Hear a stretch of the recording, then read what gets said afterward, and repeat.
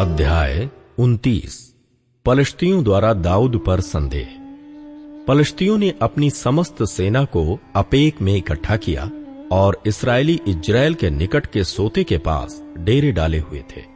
तब पलिश्तियों के सरदार अपने अपने सैकड़ों और हजारों समेत आगे बढ़ गए और सेना के पीछे पीछे आकीश के साथ दाऊद भी अपने जनों समेत बढ़ गया।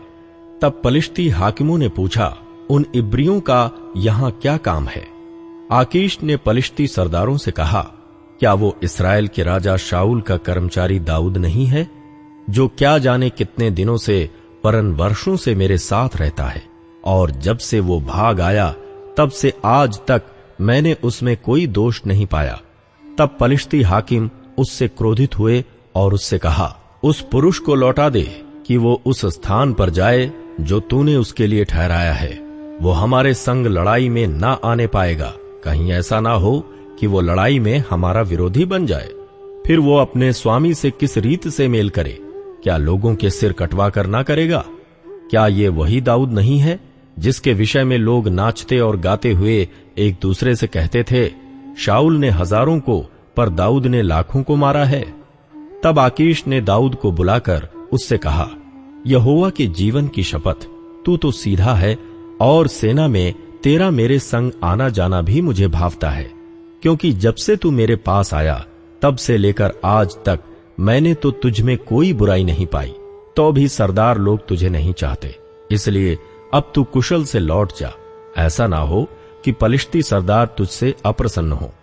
दाऊद ने आकीश से कहा, मैंने क्या किया है? और जब से मैं तेरे सामने आया तब से आज तक तूने अपने दास में क्या पाया है कि मैं अपने प्रभु राजाओं के शत्रुओं से लड़ने ना पाऊं? आकीश ने दाऊद को उत्तर देकर कहा, हां, ये मुझे मालूम है, तू मेरी दृष्टि में तो परमेश्वर के दूत के समान अच्छा लगता है। तो भी पलिश्ती हाकिमों ने कहा है, वो हमारे संग लड़ाई में ना जाने पाएगा।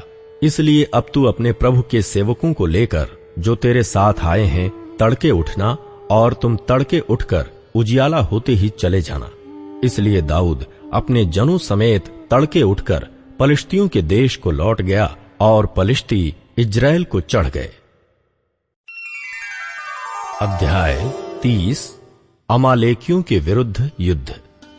तीसरे दिन जब दाऊद अपने जनों समेत सिकलग पहुंचा, तब उन्होंने क्या देखा कि अमालेकियों ने दक्षिण देश और सिकलग पर चढ़ाई की और सिकलग को मार के फूंक दिया, और उसमें की स्त्री आदि छोटे बड़े जितने थे सबको बंदी बनाकर ले गए। उन्होंने किसी को मार तो नहीं डाला, परंतु सबों को लेकर अपना मार्ग लिया। इसलिए जब दाऊद अपने जनों समेत उस नगर में पहुंचा, तब नगर तो जला पड़ा था और स्त्रियां और बेटे बेटियां बंदी बनाकर ले जाए गए थे। तब दाऊद और वे लोग जो उसके साथ थे चिल्लाकर इतना रोए कि फिर उनमें रोने की शक्ति न रही।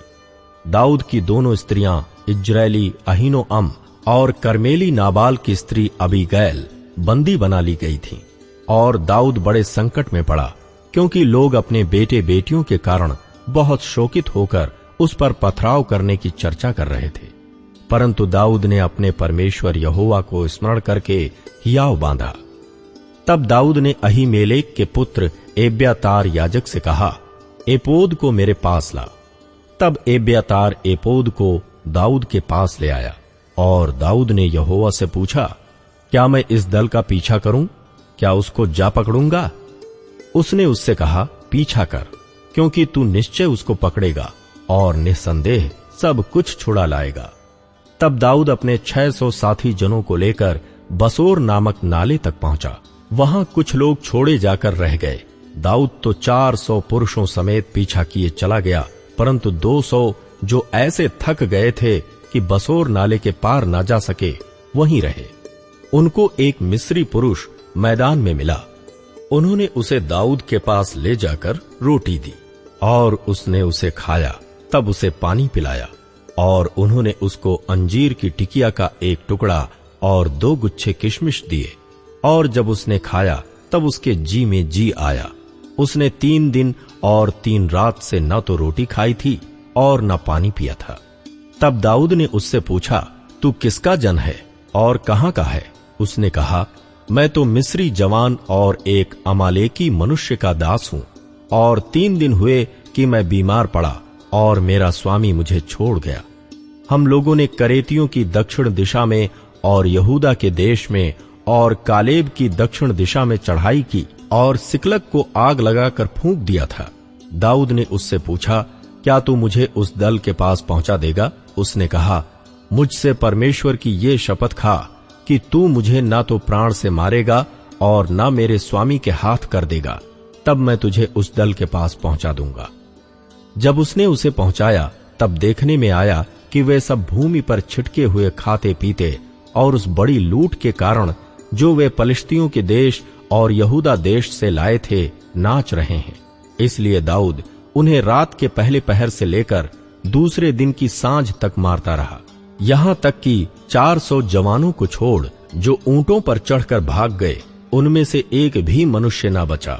और जो कुछ अमालेकी ले गए थे वो सब दाऊद ने छुड़ाया, और दाऊद ने अपनी दोनों स्त्रियों को भी छुड़ा लिया, वरन उनके क्या छोटे क्या बड़े, क्या बेटे क्या बेटियां, क्या लूट का माल, सब कुछ जो अमालेकी ले गए थे उसमें से कोई वस्तु ना रही जो उनको ना मिली हो, क्योंकि दाऊद सब का सब लौटा लाया।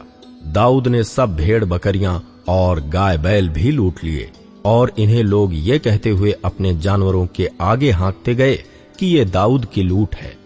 तब दाऊद उन 200 पुरुषों के पास आया जो ऐसे थक गए थे कि दाऊद के पीछे पीछे ना जा सके थे और बसोर नाले के पास छोड़ दिए गए थे, और वे दाऊद से और उसके संग के लोगों से मिलने को चले। और दाऊद ने उनके पास पहुंचकर उनका कुशल क्षेम पूछा। तब उन लोगों में से जो दाऊद के संग गए थे सब दुष्ट और ओछे लोगों ने कहा, ये लोग हमारे साथ नहीं गए थे, इस कारण हम उन्हें अपने छुड़ाए हुए लूट के माल में से कुछ न देंगे, केवल एक एक मनुष्य को उसकी स्त्री और बाल बच्चे देंगे कि उन्हें लेकर चले जाएं। परंतु दाऊद ने कहा, हे मेरे भाइयों, तुम उस माल के साथ ऐसा ना करने पाओगे जिसे यहोवा ने हमें दिया है, और उसने हमारी रक्षा की, और उस दल को जिसने हमारे ऊपर चढ़ाई की थी हमारे हाथ में कर दिया है। और इस विषय में तुम्हारी कौन सुनेगा? लड़ाई में जाने वाले का जैसा भाग हो, सामान के पास बैठे हुए का भी वैसा ही भाग होगा, दोनों एक ही समान भाग पाएंगे।